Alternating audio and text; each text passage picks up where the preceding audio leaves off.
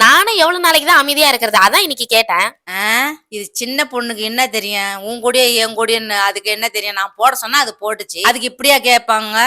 இங்க கட்டி வச்சது ஒரே ஒரு கொடி தான். அதுவும் நான் கட்டினது. இந்த வீட்டுக்கு வந்த புதுசுல நான் இங்கே கட்டிட்டேன். சரியா? வேற கொடி கட்டாம இதுலயே இத்தனை நாளா துணியை காய வச்சிட்டீங்க. எங்க வீட்டுல நான் துவைக்கிற துணியை காய வைக்கிறதுக்கே இடம் இல்லாம போச்சு இப்பெல்லாம். நானும் எவ்வளவு நாள் தான் பொறுத்துக்கிட்டு போறது? அதாம்மா சொல்றேன். அந்த குட்டி பொண்ணுகிட்ட ஏன் இந்த கேள்வி கேட்கணும்? எதுவா இருந்தாலும் என்கிட்ட சொல்லணும். அந்த குட்டி பொண்ணுகிட்ட எதுக்கு சொல்லணும்? அது அழுதுன்னு இருக்குல்ல.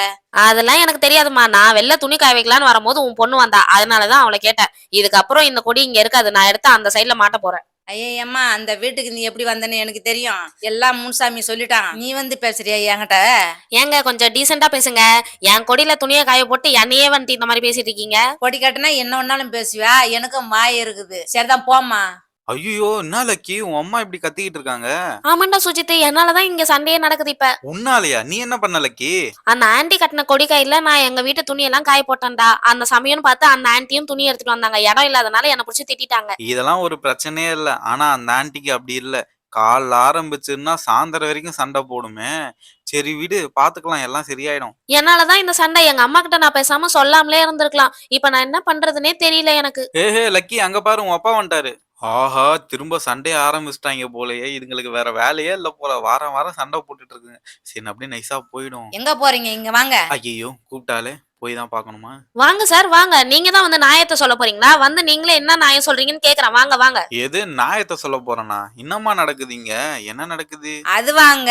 நான் அவங்க கொடின்னு தெரியாத நம்ம துணி எடுத்துமே போட்டா இந்த நேரம் பார்த்து அவங்களும் துணி துவைச்சுக்கிட்டு வந்திருக்காங்க. சின்ன பொண்ணுன்னு கூட பார்க்காம கண்ணா பண்ணான்னு திட்டிட்டாங்க. ஹலோ, நான் ஒன்னும் அவ்வளோலாம் ஒன்னும் கேட்கல. சரிங்களா? தப்பு உங்க மேல. நான் வெளியே வரும்போது கரெக்டா அவதான் இருந்தா. உங்க அம்மா கூப்பிடுமா சண்டை போடுறேன் நான் சொல்ல முடியும்? அவதானமா இருந்தா. அப்ப அவகிட்ட தானே கேட்க முடியும். அதான் கேட்டேன். ஆஹா! ஸ்வேதா, இவங்க கிட்டயே போய் வாய குடுத்த. இவங்க வாய குடுத்தா மூட மாட்டாங்களே. இப்ப என்ன பண்றது? ஆ, அது எப்படிம்மா ஒரு சின்ன பொண்ணு கூட பார்க்காம நீ கேப்ப?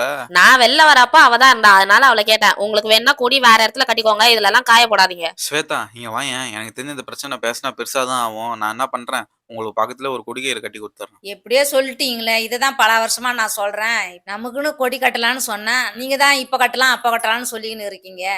சரி விடுமா விடுமா. உங்களால கண்டவெல்லாம் பேசுறா.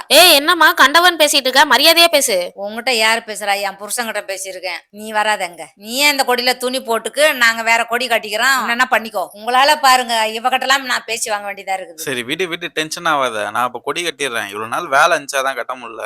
வேலை எப்பதான் இல்ல, எப்ப பார்த்தாலும் வேலை வேலைன்னு சொல்றீங்க. எனக்கு தெரியாது. கொடி கயிறு இப்பயே வாங்கிறீங்க, கட்டுறீங்க. அப்பதான் உங்களுக்கு சாப்பாடு. சரி சரி கட்டுறேன். ஹலோ, இங்க பாருங்க. உங்க பிரச்சனை எல்லாம் அப்புறம் வச்சுக்கோங்க. முதல்ல இங்க காயற துணியை எடுங்க. என் துணியை காய வைக்கணும். எடுக்கிறேன் அம்மா. என்னமோ உன் மேல துணி காய வச்ச மாதிரியே கத்தினுங்கிற. ஏன் வந்தா என் மேலயும் போடுவடி அம்மா நீனு.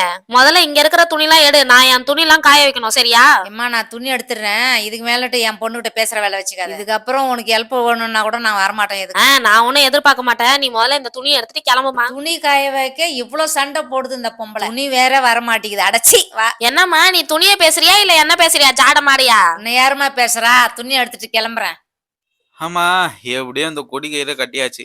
இனிமே எந்த பிரச்சனையும் இல்ல. நீங்க இனிமே இங்கே துணியை காய போட்டுக்கலாம். சரியாமா? இதை முன்னாடியே நீங்க பண்ணியிருந்தாக்கா இந்த திட்டு வாங்கியிருக்க மாட்டா. பாவம், திட்டு வாங்கிட்டு அழுதுகிட்டு இருக்கா. சரி சரி, நான் பாத்துக்கிறேன். நான் லக்கி எங்கன்னா வெளில கூட்டு போய் ஐஸ்கிரீம் வாங்கி தரேன். இல்ல நீயும் வேணா வா. அப்படியே ஐஸ்கிரீம் கடைக்கு போய் ஐஸ்கிரீம் சாப்பிட்டு எங்கன்னா வெளில போலாம். ஊர்ல இருக்கிறவங்க கிட்ட திட்டு வாங்க வச்சுட்டு இப்ப சந்தோஷமா வெளியே போலான்னு கூப்பிடுறீங்களா? வாங்க போலாம். ஹலோ பசங்களா, இந்த வீடியோல வர மாதிரி உங்க வீட்டுக்கும் பக்கத்து வீட்டுக்கும் சண்டை வந்திருக்கான்னு சொல்லி கமெண்ட் பண்ணுங்க. வாடகை வீட்டுல இருந்தீங்கன்னா கண்டிப்பா இந்த மாதிரி ஒரு சண்டையை ஃபேஸ் பண்ணிருப்பீங்க. அடுத்தது சொல்ல மறந்துட்டேன், சூனியக்காரி வீடியோ பார்ட் 3 வரப்போது. மறக்காம சப்ஸ்கிரைப் பண்ணிக்கோங்க. அப்பதான் நாங்க போடுற வீடியோஸ் உங்களுக்கு ரெகுலரா வரும். ஹோப் இந்த வீடியோ உங்க எல்லாருக்கும் பிடிச்சிருக்கோம்னு நினைக்கிறேன். இதே மாதிரி அடுத்த வீடியோல பாக்குறேன். பாய் பாய்.